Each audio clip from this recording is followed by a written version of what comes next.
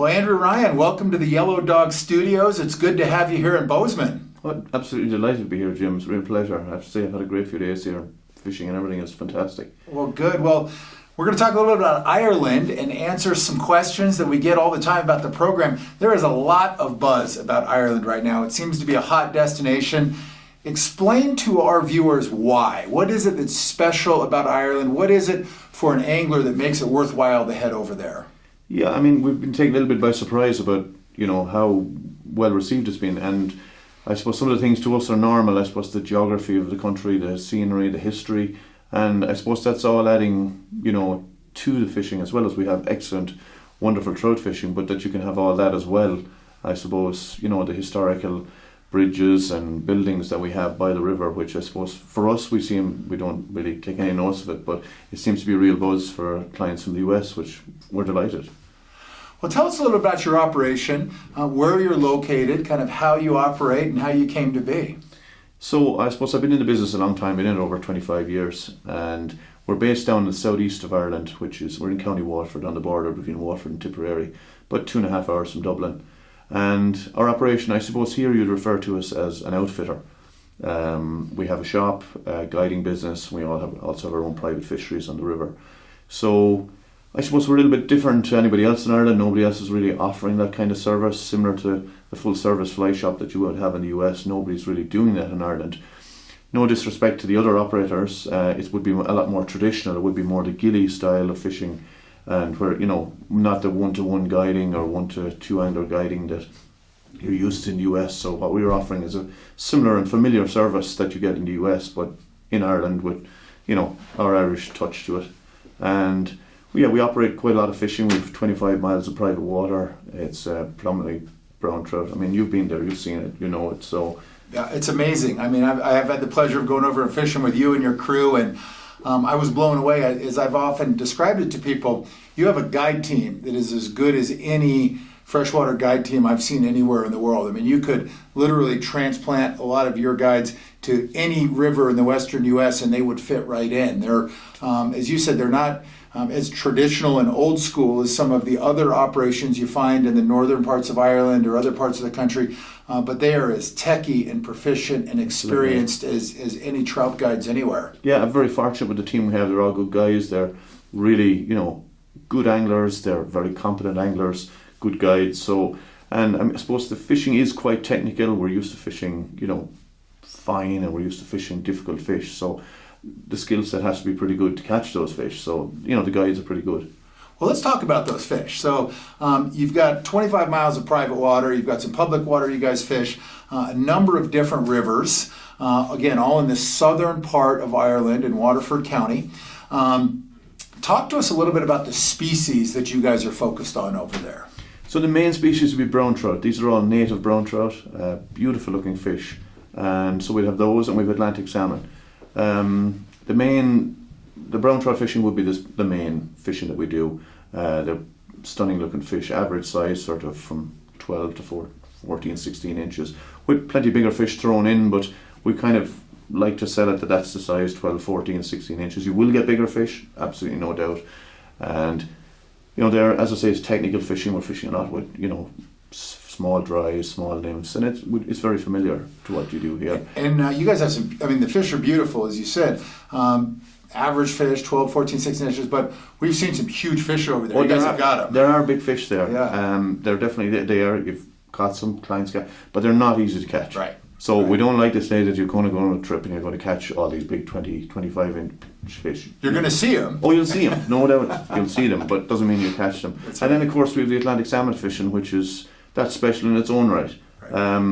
It's it's similar, I suppose, to the steelhead fishing in the Pacific Northwest. Yes. We refer to them as the fish of 1,000 casts, and you can spend a lot of days when they're not there. And I suppose the advantage to our operation is you can fish for trout, and if the salmon fishing is good, we'll take you salmon fishing. It's really close to us. You don't have to. It's 15 minutes. It's right beside one of the accommodation providers we use. So you don't, you can trout fish. If the conditions are good, we'll take you out and you can try. And if it doesn't, if it isn't fishing that day, you can go back and trout fish in the afternoon. So it's a really versatile way of doing it. And at least you're not going on a salmon specific trip and depending on fish runs, they may not even be there, so at least you can trout fish, and then if you want to, and the opportunity is worthwhile, and you can do it. Well, my experiences in fishing with you and your team over there, you've got great diversity, not just of different types of waters, but of course the species, the brown trout and the salmon. And it's one of the most unique places to fish because, as you said in the beginning, you're combining what is very legitimate fishing, good on-water opportunities, good diversity of these two species, but then you're combining it with the culture and the history, the scenery, which is amazing, the people, everything about a trip to Ireland. While you may go there for the fishing, it's about so much more. And conversely, let's say you're headed over there for a family vacation, a business trip, just to kind of travel Ireland or travel parts of Europe, and you want to add on several days of fishing, that can easily be done. That can easily be done. It's transport, it's not that far to get from Dublin to us. It's only 2.5 hours, so it's very easy to get there. And we provide all the equipment as well, so you don't even need to... You can just show up. Just show up, and we have everything, kit you out fully. And absolutely, I suppose we don't see it from the outside perspective of the history and all that. We've grown up with it, that's what we're used to. But I suppose Ireland is a beautiful destination, even if you're not fishing. It's just, there's so much to do, so much to see. And then if you can add in some great fishing as well, it's an absolute win-win. So talk to us a little bit about the seasons in Ireland. If I'm going to plan a fishing trip, or if I just happen to be over there and I'm looking to do some fishing, what are your seasons of operation? Our seasons, we start on 17th of March, St. Patrick's Day. That's fitting. Yeah, very fitting. Actually, we don't guide on that day. That's a day, because it's a national holiday, we fish and we go to the pub on that day. So it's one of our, it's the opening day of the season. What else would you do? But yeah, it starts in March and runs right to the end of September. 30th of September is the last day of the season. So legally, we can't fish outside of those times.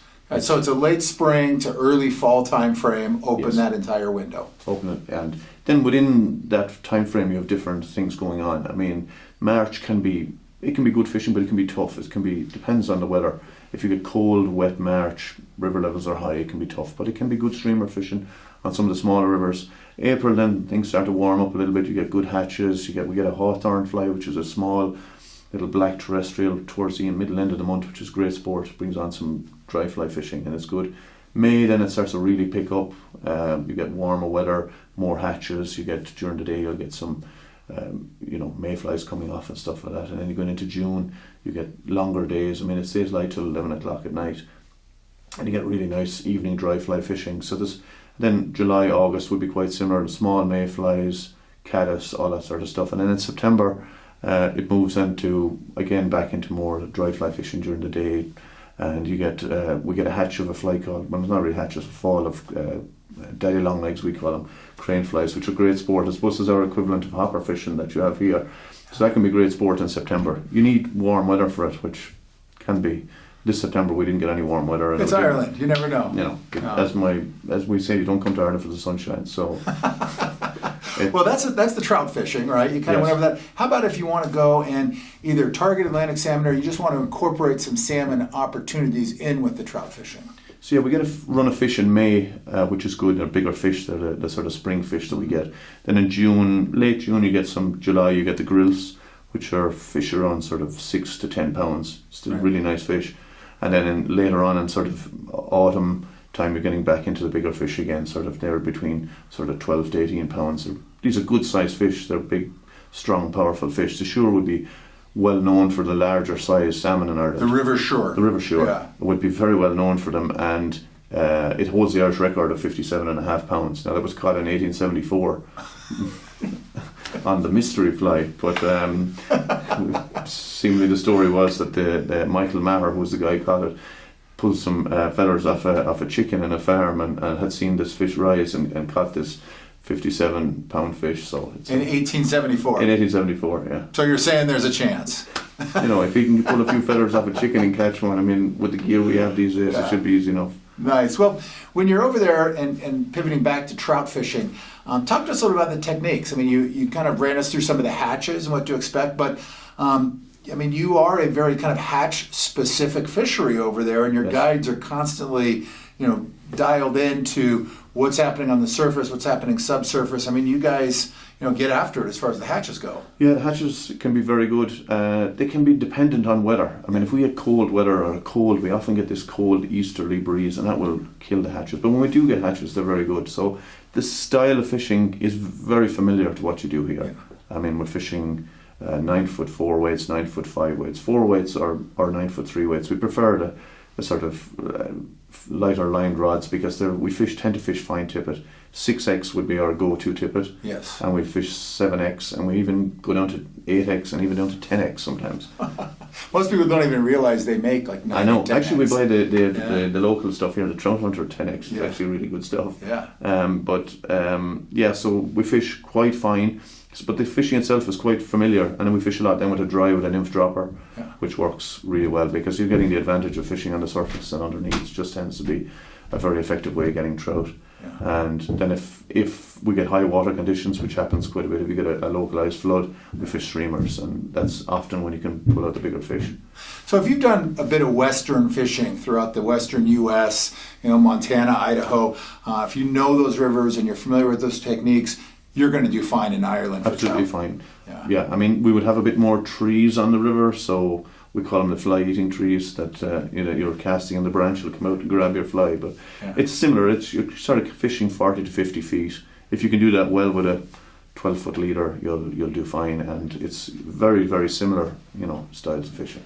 Now, how about the water in Ireland? Is there a lot of public water? Is it mostly private water? We do get that question from people that say, hey, I want to go over, maybe I'll do some DIY fishing. Is that possible over there, or is it difficult? It is difficult. You can do some DIY fishing, but a lot of the fishing, you can get on fishing club waters for a day ticket, but a lot of it would be heavily fished, and a lot of the clubs don't promote catch and release.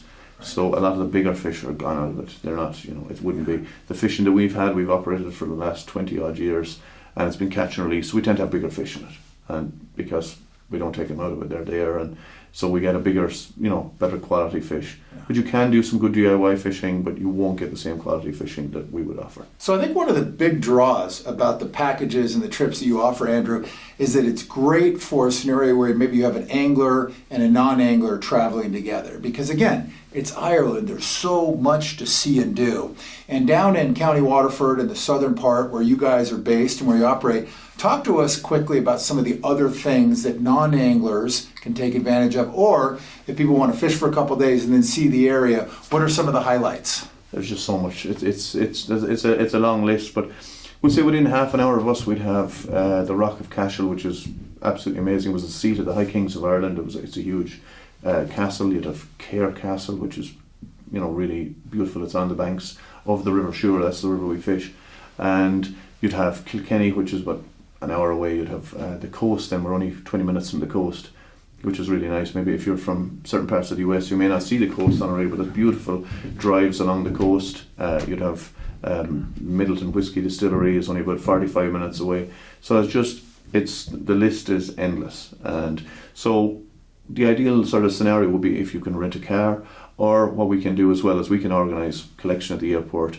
And if your spouse is with you, we can organise day trips as well. We can have a private driver do that as well, which is really nice, particularly when you have maybe two couples and both the husbands want to fish and the spouses want a tour for a couple of days. At least they can get a private driver to take them around. It's a really good way of doing it, and you get to see all the really nice spots. And we're used to seeing it, I suppose, all the time. We don't take any notice of it. But if from an outsider point of view, I can see it. There's just so many attractions. And you're never too far away from any of them. I mean, you can drive on the island, you can drive from north to south in probably 4.5 hours, so you can see a lot in a very short space of time. Well, and it's an amazing island to visit, amazing country. I mean, again, the people, the culture, the history, going out at night, the food, the restaurants, the pubs. I mean, the pubs in Ireland are legendary. I think the oldest pub in Ireland, I was talking about this the other day, is there. It's being argued between two pubs. And I think we had a social scene back in 1198. That's and it's still there, still open. Still there. Oh yeah, it's still very popular. So that pub is still in existence. It's the Brazen Head in Dublin. But yeah, I mean, we've some great pubs. Even down on the River Nire, which is one of the rivers we guide on. We've the Lunnigan's pub, which is, we often go in there after guiding just for a pint.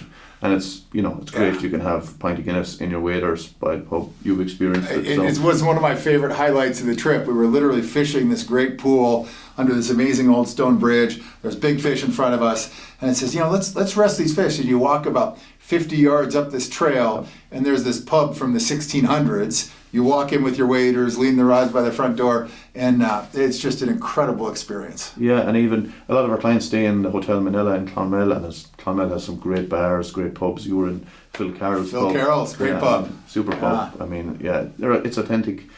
It's not as if, you'll often get pubs that try to be tourist pubs, or they try to be something.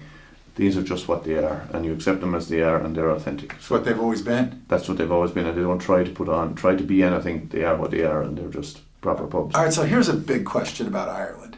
Why does Guinness taste so much better in any pub in Ireland than it does anywhere in the world? I think it's to do with the water. It has to be, right? It must be the water. Yeah. It's a different water used, and they always say that Guinness doesn't travel well, so it's always been the case. So if you want to get a proper pint of Guinness, you'll have to come and visit Ireland. That's it. Great trout fishing, salmon opportunities, amazing history, and the best Guinness on the planet. Best Guinness you can get. All right. Well, Andrew, this has been great. Thanks so much for sitting down with us, talking to us about Ireland and Clonanav fishing in the southern part of the country. It's great to have you here, and we look forward to getting back over to your neck of the woods soon. Thank you, Jim. It's been an absolute pleasure.